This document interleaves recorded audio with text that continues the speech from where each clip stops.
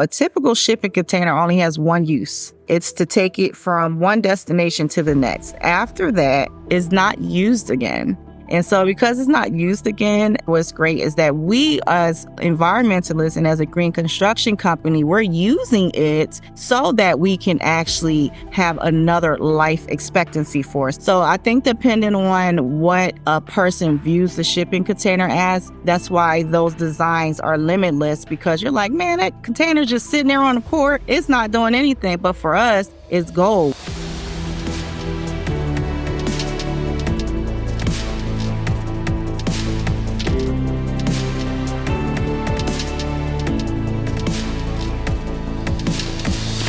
Hello, everyone. Welcome back. I'm glad to have you here for another episode of the Care to Lead interview series. Today, we're going to be talking about how CEOs are disrupting their industries, and I'm really excited for our conversation with today's guest, Jessica Lewis.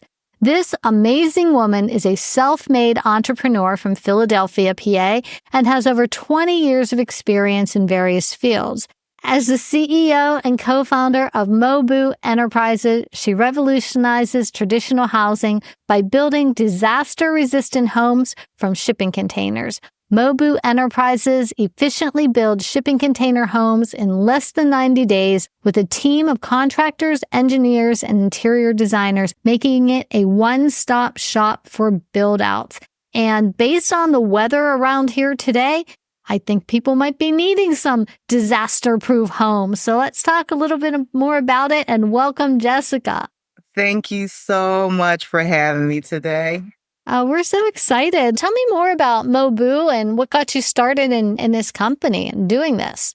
Thank you. Well, Mobu stands for Modular Building Units. So typically when you think of driving down the highway, you see the tractor trailers with these big boxes on the backside of it. That's what we build out of. So we call those the modern day Lego. So when you were younger, you would play with Legos, you would place them side by side, you would stack them on top of each other. That is literally what we do at Mobu. And what's exciting about that is that it gives people the opportunity to just creatively think about what they want to live, work, and play in. And so we're excited. We are 6 years and counting in the industry with our company. I have personally 10 years of experience specifically in shipping containers. And my partner, he's over 20 plus, and he and I together, construction and real estate wise, are 20 plus years in. So we love everything real estate. And now we just found a new way to be in real estate. Okay, that is I find this whole concept really exciting and really cool. And I'm hoping at the end of this episode in the show notes, you can link us to some photos of some of the homes you've done.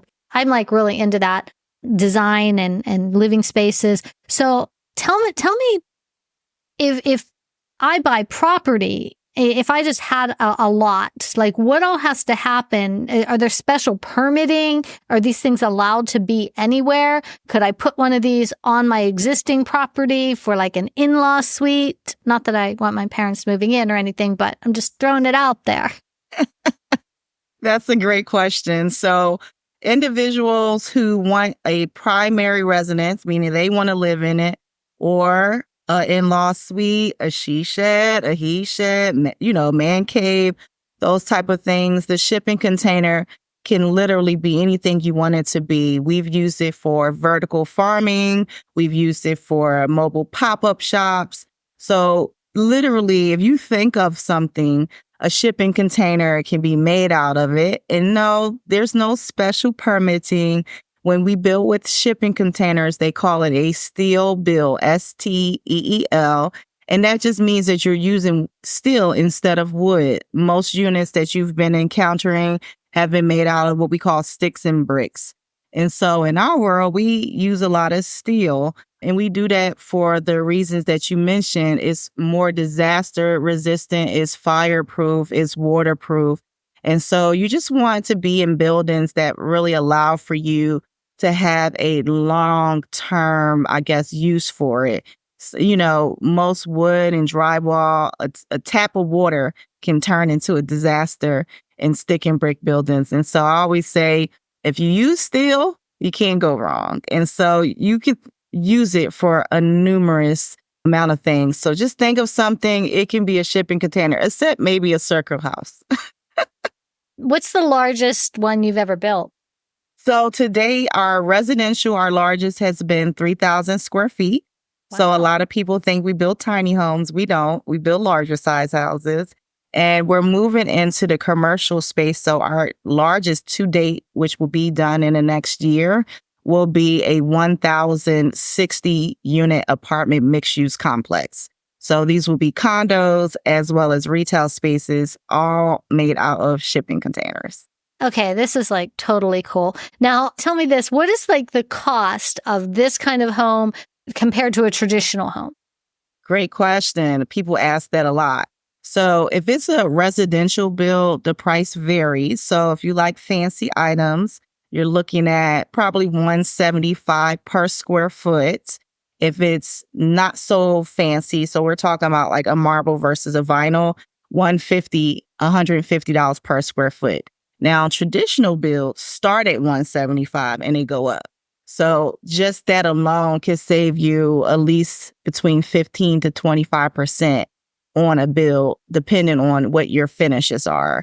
Commercial side, there isn't no apples to apples. It's always cheaper to build with shipping containers in comparison to a stick-built commercial space. So we're talking about apartment complexes, offices, things like that. It's significantly cheaper, probably close to 40% savings. So when you're looking at, considering building something, it is anywhere from 15% up to 40%, depending on the build type. I am so intrigued by all of this. It's exciting.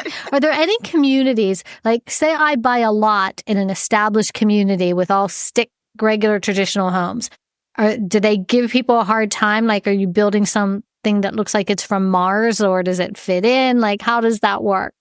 That's a great question too. People ask that a lot. The already existing, let's say it's a subdivision or an existing community, typically they don't give you a hard time unless the unit looks like significantly different. And that's just not the makeup of that area.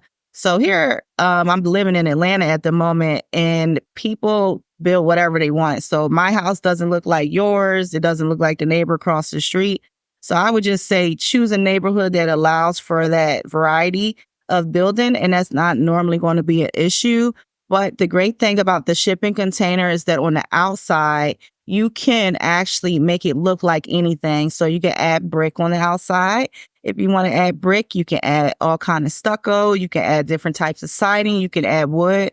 So it's, again, very adaptable to whatever the end user is actually using that product for.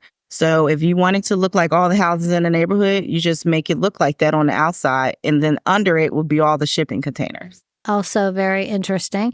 All right. So now my next question is climate. Are there any areas where these are not effective? Or, I'm thinking like insulation and heat. And then the other thing that comes to my mind are like tornadoes and like mobile home parks and like they fly away. Tell me about how that all fits into the shipping container homes.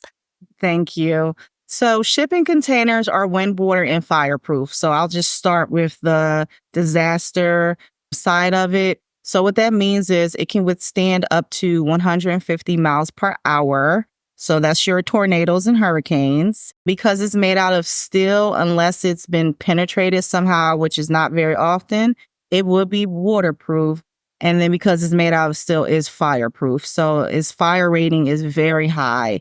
It has to be burning for like a whole day before it's even going to, break down to the point where it can't be used again. In those situations, what I explain to people is that if you're trying to have a home or a commercial space that's going to withstand a test of time, that is the shipping container, because shipping containers take a great beating when they're out on the water, and then eventually they'll make it to their final destination, which is typically a port. They're out in that weather all the time. So, Jessica, I love this whole concept, and I'm sitting in the middle of a storm right now and waiting to see if I even have power in shortly. If I were in one of these homes made from a shipping container, what should I be worried about? Am I going to hear is it going to sound like I'm in a tin room? Is it going to blow away in the wind? Tell me. Well, that's a great question. So a couple things that you will not have to worry about is one, you're not going to fly away. The shipping container can withstand, one shipping container can withstand up to 150 miles per hour. So you are safe when there is a hurricane or a tornado or just high winds in general. Typically, you don't even hear a high wind. So lately it's been very stormy, in a lot of places, and all you hear is, ooh, sound like someone's out whistling. And you will not hear that with the shipping container because not just that, our window quality is higher. You want to have quality all around with the materials just so it matches the strength of the shipping container. So you won't hear all that, woo, like it's, a ghost outside. And then in general, people are concerned about the fire side of it. So because it's steel, a shipping container can burn for a whole day and not much of it would have been damaged. So if you're in an area where there's a lot of wildfires, that won't be an issue. And then lastly, when it comes to water, because it's steel, unless the shipping container has been penetrated somehow, meaning honestly, the shipping container is bulletproof. So it has to be somebody just cutting straight through the steel in order for it to be penetrated. And so even from a perspective of water, it's not going to occur. And so we also on the inside use another material that's wind, water, and fireproof as well. So the home is like a capsule. Inside, you're wind, water, and fireproof. And then outside, you're wind, water, and fireproof. So in the case of a home on the inside, people are concerned with fire, how quickly it ravages a typical home. With a shipping container, it usually stays contained in the one space where the fire started. So typically in a stick and brick home, fire starts in the living room, it catches on to something else and it just burns, burns, burns. That doesn't happen with the shipping container. So that's another, or there are some other reasons that I just mentioned are why it's just a better product. So it sounds like they're more environmentally friendly as well. Is that accurate? And I keep adding on to my questions. I'll try to keep it at one at a time. I just find this so interesting. Well, yes, they are environmentally friendly. I'll break that down a little bit. So a typical shipping container only has one use. It's to take it from one destination to the next. After that, it's not used again. And so because it's not used again, that is pretty much a poor use of a product for it to have one use and that's it. So with the shipping container, what's great is that we as environmentalists and as a green construction company, we're using it so that we can actually have another life expectancy for it. So in our case, it's building residential and commercial. So I think depending on what a person views the shipping container as, that's why those designs are limitless because you're like, man, that container just sitting there on the port. It's not doing anything. But for us, it's gold. We're able to then reuse it for so many other things. So a sustainability use is what we use it for. Okay, so you just said something that really sparked my interest. You're saying that all those shipping containers are on that barge that just crashed into the bridge in Baltimore. All of those shipping containers get used one time? Yes, they are used one time. And so because they're only used once, wherever you saw that boat, it just probably came from another port and it's transporting those shipping containers to another location. And so unfortunately, that's the life expectancy, one and done. And so that's why it's important for people to find new uses for the shipping container because they're being underutilized. So we have to dumb this down. Why? Why is it used only one time? Like if I have a shipping container full of shoes that are going to a shoe store or a shipping container full of cars, why wouldn't I refill it full of cars and use it again and again and again, especially if they are windproof and fireproof and all these other proofs? Right. Well, to be honest with you, the shipping container, when you look at it, they all look the same. But the quality of the steel, the gauge, meaning the thickness of it, ranges from container to container. So the ones that we use in construction have a thicker gauge that can withstand using it in construction, versus ones that are just, they're literally used for storage, like you said, shipping from one place to another, and they don't have another use again. So that's the I guess the caveat to it. It's the thickness of the gauge. And so if you keep using the same piece of aluminum foil over and over, it's not going to have the same strength as it would if you used it one time. So that's how you can best explain why it's typically only used once. All right. That's interesting. So tell me a little bit about your company. How many employees do you have and how do you run your organization? So with our company, executive wise, it's just 3 of us. Outside of that, our extension of our program is 20 part-time and 40 full-time extended contractors. So these are people who work for us. Because we work nationwide, they meet us at a job site. They work with us. We then hire locally, depending on where we're going to do the projects at, because we do have some international projects as well. But more importantly, our goal is to make sure we have a cohesive team. So the same people, they work everywhere with us. And so with that, our goal is to just make sure that our team expands. So now we're about to hire 200 more people because we're opening our first warehouse. So we're excited about that. Oh, wow. 200 people. What's the largest team you've ever had to lead in your career so far? Personally, it's our team right now. Previously, when I worked for other employers, the most I had to worry about was 30 people. So we're at almost 60 something people now, and then we're going almost to 300 over the next year. So this is going to be fun. And thankfully, I'm wise enough to hire the experts to help me. Well, that's awesome. As a coach, that's one of the things I see organizations, because I work with C-suite executives, like that's what I do. And a lot of times when there's acquisitions or growth, the leadership, they might be equipped to a certain extent, but then like it's every manager under them and how to get those processes and systems working right from the get-go so that you're set off for success. So that's exciting. You've got some exciting things on the horizon. What are you most excited about? I think growing our team is what I'm most excited about. There's just not enough people in the green space. So being able to, I guess, tap into and teach others about what we do, that's the excitement of my job as the CEO. I love teaching. And so we're now going to be able to expand. That's just here in Georgia where the warehouse is going to be. We're hoping to expand our apprenticeship program. Currently, we have 23 people who in another year will be graduating, and then they'll be able to go off and do great things. And they're learning every aspect of the shipping container build process. So if we are able to teach more people to be in this green space, we can, of course, reduce climate change that's happening out there. So that's why what we do is so important. And that's why I love what we do, because we're making a big social impact. Okay. Again, this is really cool from a different aspect. Now, suppose I am a person who has just a day job, and I think it would be really cool to, in my area, start building shipping container homes.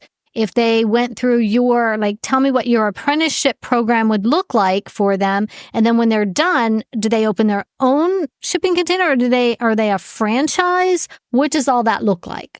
Great question. You answered it. So typically it's a 2-year apprenticeship program. They learn every aspect of shipping container builds as well as general construction. So we are general construction people. We're not doing magic or anything like that, despite what people believe. And when they're done the 2-year program, they graduate and we gift them an LLC, which allows for them to start their own business right away. During that time, they have also been in trade school. So they would have received of quite a few different licenses and certifications as a part of our schooling and work program. So they're earning while they're learning. And once they get the LLC, we will be subcontracting work to them. And by that time, we probably would have built the momentum high enough where we're able to actually open up other warehouses. So we would give them first right of refusal for them to take over that warehouse. We didn't do the franchise model just because of the SEC side of that. It's very heavily regulated. But we are, I guess, technically kind of sort of licensing our operational practices to these individuals who've already taken the training. They know how we build, they understand our operations. So that's just a natural progression. Instead of them having to go out and find a new job, we don't see them as employees. We're actually in helping them start a business that they're able to go and partner with us on future projects. Do they have to be in Georgia where you're located in order to be a part of your apprenticeship program? No, they don't. So our apprenticeship program is based on where we have projects at. And since we build nationwide, they can join us wherever we're doing the projects. Most of those projects, because we're moving into the commercial space, are larger. So they are going to be at least 1.5 to 2 years. So they'll probably be with us the entire time during their apprenticeship term to complete a project. So once they're done, they're ready to go off and start their own. Do they pay you to be a part of your apprenticeship program, or do you pay them to be a part of your apprenticeship? I have names in my head. These people have to check this out. I have a list of people who I think would be so great for that. Oh, yes. No, they don't pay us. We actually pay them. So the apprenticeship program, typically, they have to go to school and work with us because we're a federally registered apprenticeship program. So what that means is the Department of Labor is going to harass us to make sure we're doing right by everybody who's coming in through our program. So we have certain regulations that we have to follow as executives and as a construction company. They will receive 1-to-1 training or 2-to-1 training. So we can't just say, all right, everybody, we're all learning the same thing at the same time, because we recognize that people learn at different levels or have certain skill sets prior to coming to us. So we start them where they already have completed their coursework or education or expertise. And so at the end of that 2-year program, they can stay or they can go, meaning stay with us or move on, or stay in the area where they may have trained at and did their work at, or move someplace else. And so we have relationships with lots of technical colleges. And that piece is important because there's a lot of handymen out here, and I don't knock people who understand the craft but never got licensed or any certifications. But that's not how we work. We work in excellence. We want to make sure that people who join our program understand this is a commitment to a career. Whichever route you decide to go, we will help and support you. But we have to make sure that they have those core competencies, because then there's so many. You see what happened with the shit. Who trained that person? How Right. did something like that happen? Like, come on. Yeah. That's a perfect example of why it's important for people to have education, book knowledge, and I'll say real life knowledge. That's where they come in and they work with us. They start at $20 an hour. Every 6 months, they get a $10 per hour bump. By the time they're done, they're probably going to be at like $40 or $50 an hour. And then they go to school at low to no cost, meaning the schooling piece is not really a part of our program. We just partner with technical schools, and they go there and they apply traditionally like you would apply for a regular college or trade school. All of that is on the school. They go to school part of the day, and then they come work with us part of the day. Some areas, like I know people in like Maryland, for example, who wanted to become an electrician, but it's really political to get into the electrician apprenticeship and into the union. And it's like you have to jump through hoops. And then it's like a popularity contest. Like it's really hard. So does your organization like help navigate that? Do they get like electrician or plumbing or any of those kinds of certifications through this process? Yes, ma'am. They get all of those certifications. So this is also why it's important for them to attend a technical school, because all their certifications is coming directly from the technical school. It's not coming from us. We're actually honing in and helping them ensure that their competencies are there. So let's just say in class, you have to, weld a window. We're going to be the ones testing them. They learned the book part of how to weld a window, but we're actually going to test and see if they understood the knowledge to be able to apply it in real life. So a part of those certifications that people receive is based off of part book knowledge, but then stuff, we say theory versus reality. You may learn a bunch of things in school, but if you never practice it, you don't know if you really know it. And so technically they're guinea pigging us as they're learning these terminologies and practical things, and they're using it on our work sites with the help of us to make sure they understand and have mastered that craft. I love talking to you about this, and I could talk to you like the rest of the day about all of this stuff, but going to try to wrap it up here for our listeners. And I would like you to share with our listeners where they can learn more about you if they want to buy a modular home built out of shipping containers, or if they want to get involved in your apprenticeship program, or there's so many things you do. It's amazing. So how do they reach you? Absolutely. Thank you for having us. And one, if they want to learn more about how to become a customer of ours, they're going to go to www.shippingliving.com. On there, they can request a free 15-minute consultation just to kind of high level discuss their project. We don't give any quotes. We don't explain the ins and outs of the process during that time, but they can ask like, hey, where should I buy? Or, hey, what kind of container do I need? They can ask those type of questions. If they want a more advanced conversation, which would include our entire team, so that we have design, architects, engineers, and our general contractors will be on that call. It's all on the consultation page. And then we have the photo gallery so they can see some of our work. That's where I'm going after this. I'm so excited to see them. And then for the apprenticeship, that's under our 501c3. And so that website is www.mobu, foundation.org.